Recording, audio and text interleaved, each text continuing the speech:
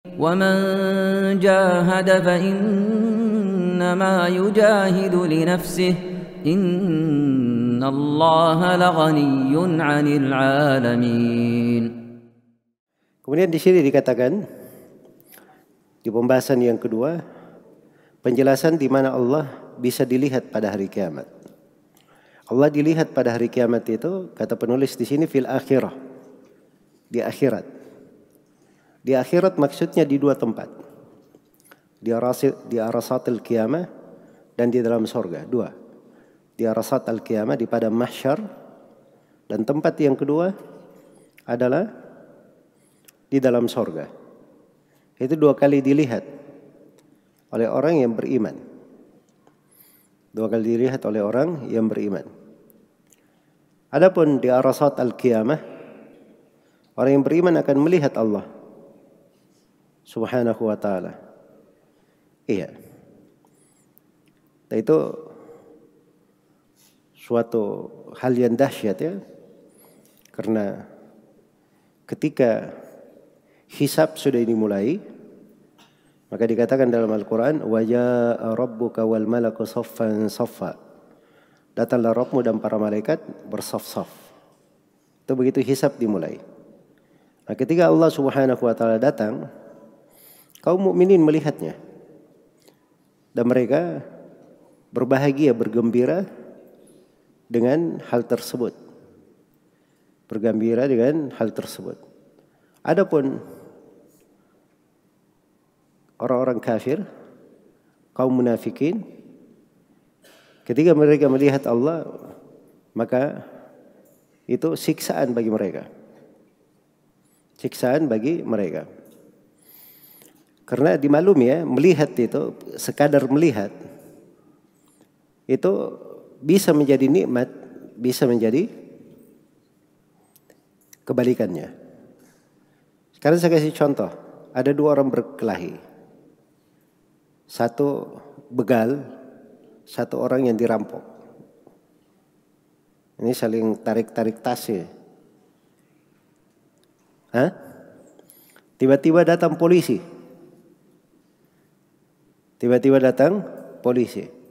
Sekarang saya mau tanya, polisi datang, dilihat oleh begal dan dilihat juga oleh siapa? Orang yang dirampok. Kira-kira si begal ini melihat polisi bagaimana? Senang atau tidak? Kalau yang dirampok bagaimana? Wah, yang dirampok pasti senang. Ya kan? Tapi kalau si begal ini nggak mungkin dia senang. Mungkin dia lari. Jelas ya, itu penggambaran ya, pendekatan untuk memahami. Pendekatan untuk memahami. Apalagi orang yang datang pada hari kiamat, dia melakukan kekufuran kepada Allah. Kaum munafikin yang dia sembunyikan kekafiran di hatinya. Dia sangka dia bisa sembunyikan hal itu di depan Allah Subhanahu wa ta'ala. Ketakutan. Iya. Karena itu tidak ada kebaikan yang mereka dapatkan di hari tersebut. Ya, makanya di ayat itu ketika dikatakan yauma yukshafu an saki wa yud'auna ila as-sujudi fala yastati'un khashi'atan absaruhum tarhaquhum dillah wa qad kanu yud'auna ila as-sujudi fala yastati'un. Mereka ketika disingkap dari betis Allah Subhanahu wa ta'ala, maka mereka dipanggil untuk sujud. Tapi mereka tidak mampu untuk sujud itu. Itu dibuat punggungnya orang kafir dan kaum munafikin itu seperti suatu yang keras, batu begitu, tidak bisa dibengkokkan. Tidak bisa dia sujud. Yang bisa sujud itu cuma siapa? Orang-orang yang beriman. Iya, orang-orang yang beriman. Dan di sini di posisi-posisi ini semuanya menggambarkan kepada kita dahsyatnya perkara sholat itu. Dia di posisi selalu sholat yang ditampakkan, diperlihatkan. Baik. Dan tempat yang kedua Allah Subhanahu wa ta'ala dilihat, itu dilihat di mana? Di akhirat. Dilihat di sorga. di dalam sorga. Jadi kaum mukminin melihat Allah di padang mahsyar. Begitu masuk ke dalam sorga, mereka melihat Allah lagi. Dan melihat Allah di dalam sorga itu kenikmatan yang paling tinggi dan paling indah di dalam sorga. Yang paling indah di dalam sorga. Iya.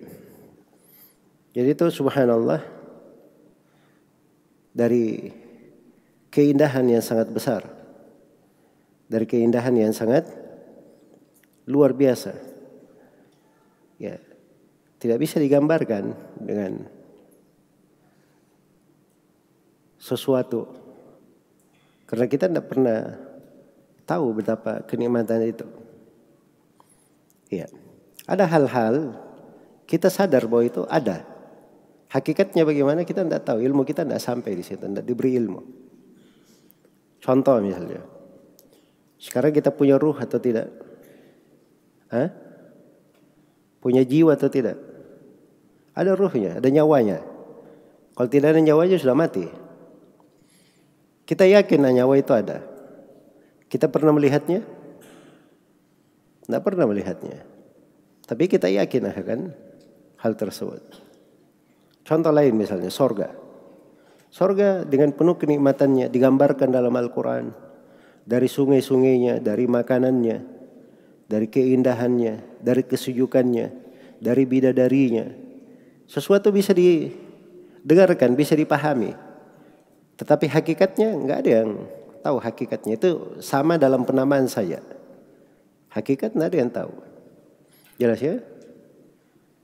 Nah, karena itu terkait dengan sifat-sifat Allah Subhanahu wa taala itu lebih dahsyat daripada itu. Iya. Yang jelas Allah itu Maha Agung dan Maha Besar. Tidak ada kekurangan apapun padanya. Apapun yang kita gambarkan tentang Allah, Allah lebih agung dan lebih besar lagi. Maha suci Allah dari kekurangan yang dipikirkan oleh makhluk. Jelas ya? Karena itulah melihat kepada Allah Subhanahu wa taala itu dari nikmat yang sangat besar. Di Sahih Muslim dari hadits Abu Musa al-Asy'ari radhiyallahu taala anhu, Rasulullah sallallahu alaihi wasallam bersabda tentang wajah Allah. Kata beliau, wa hijabuhu nur. Hijab Allah itu adalah cahaya. Lau kasyafahu la ahraqa subhatu wajhi man taha ilaihi basaru. Andai kata Allah, hijab Allah itu adalah cahaya. Andai kata hijab ini disingkap, maka keindahan, keelokan wajah Allah itu akan membakar seluruh dari makhluk di batas pandangan Allah. Ya kalau dikatakan batas pandangan Allah atau pada sejauh pandangan Allah, sejauh pandangan Allah itu nggak ada yang tertutupi dari pandangan Allah. Saya akan membakar seluruh makhluk. Tapi Allah beri kekuatan untuk orang-orang yang beriman di akhirat, sehingga dia mampu untuk melihat Allah di mana? Di akhirat.